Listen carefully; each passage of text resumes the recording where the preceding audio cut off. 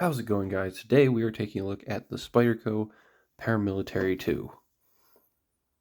This knife, surprisingly I haven't made a video about it, and I'll tell you why, is because I'm not a super huge fan of Spydercos, but we're going to talk about that.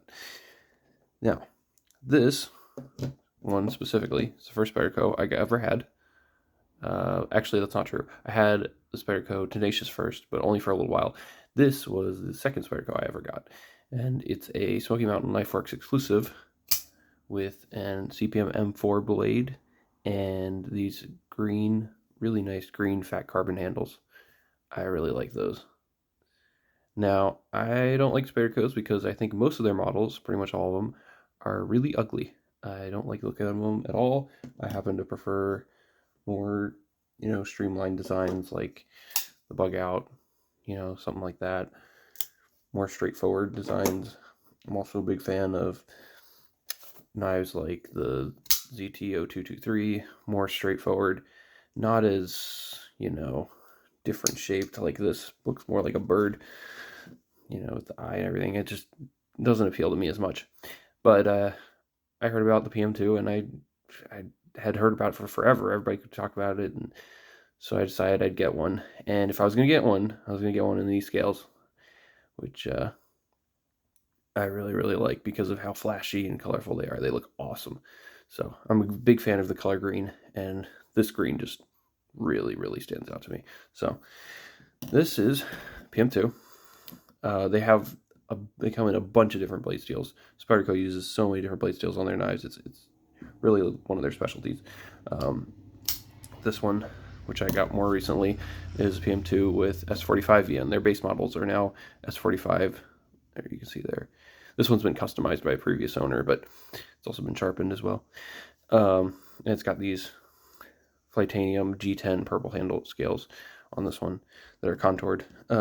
Anyway, yeah, they come in a bunch of different blade steels, a bunch of different handle materials, and you can pretty much get, a bunch of different custom parts for these. Any different handle materials, you can swap blades with scales. They make them very customizable. So I happen to have these two.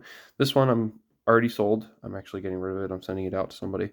But this one I'm keeping because I think I have to have a PM2 in the collection. Now this is one of Spyderco's bigger designs, larger knives, and it features the compression lock, which is kind of like a stronger liner lock that's on the top spine of the knife.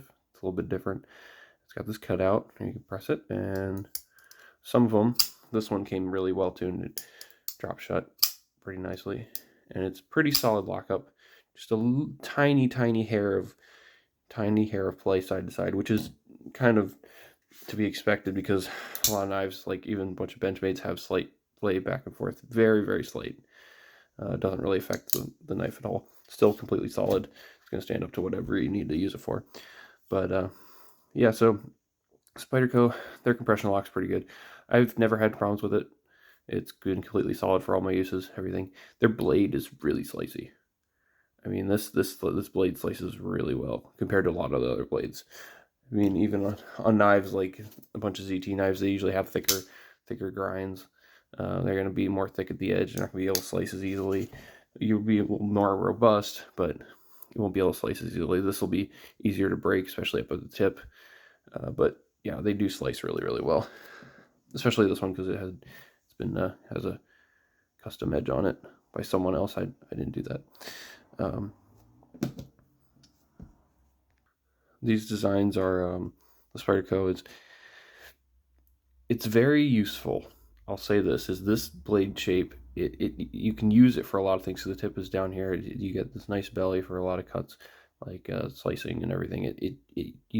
In use, it works really well. I just don't like the shape of it at all. I think it's really ugly. But that's more of a personal thing more than anything. But they perform amazing for slicing capabilities, which, that's what knives are for. So, so this one originally came with these scales, G10, blue G10 scales. And you can see what that would look like on there.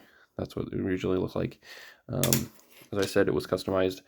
The previous owner did like a acid stone wash kind of deal on here, and then like sanded it a little bit so it's more like a reflective kind of finish. A little bit interesting. They happen to have really nicely tuned detents, so you can reverse flick them really well. And you click, it works really, really great. It just, whoops, it comes out of there super nicely. You can also flick it with your finger, works really well on both of these. The detent is a little on the stronger side from what I felt. It really pops out of there. So let's do some size comparisons. This is a full-size knife, so we'll compare it against the Benchmade bug out and the QSP Penguin. So you can see it's definitely larger than those. It's larger. You get almost about the same cutting edge, actually. Slightly more cutting edge than both of these, actually. A little bit more, slightly more than the bug out, as you can see there. The ratios is something else that bugs me. I don't like the handle to blade ratio on this knife. I like to have the most blade for the smallest handle usually. I like them to be more proportional to each other than Spyderco's usually are. Then we'll compare it up against the Buck 110 and ZT0308. A lot of ZT knives have really good proportions blade to handle ratio because they give you a lot of cutting edge. This knife in particular has a really good blade to handle ratio, in my opinion. That's why I like it so much.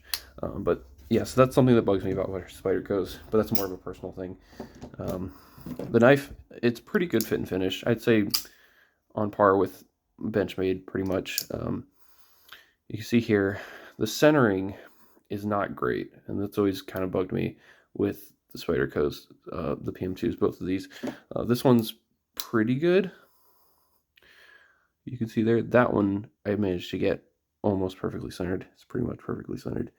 But this one has always been slightly off, and I haven't really been able to adjust it to make it perfectly centered, and it kind of, at least kind of bugged me a little bit.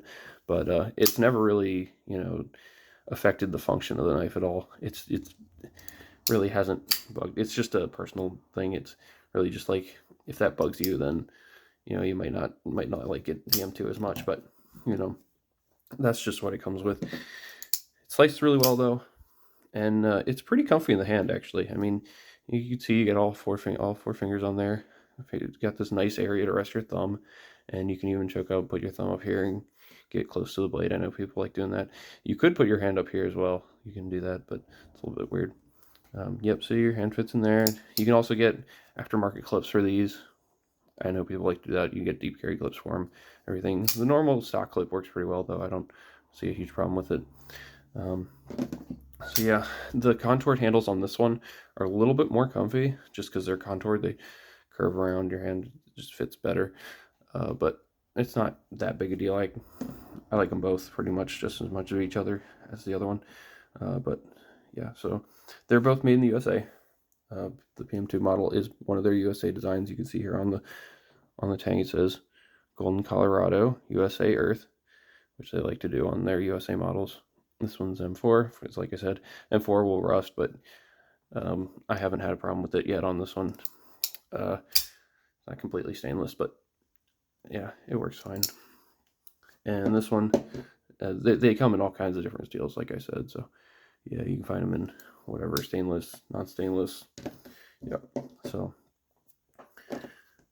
overall, pretty great knife.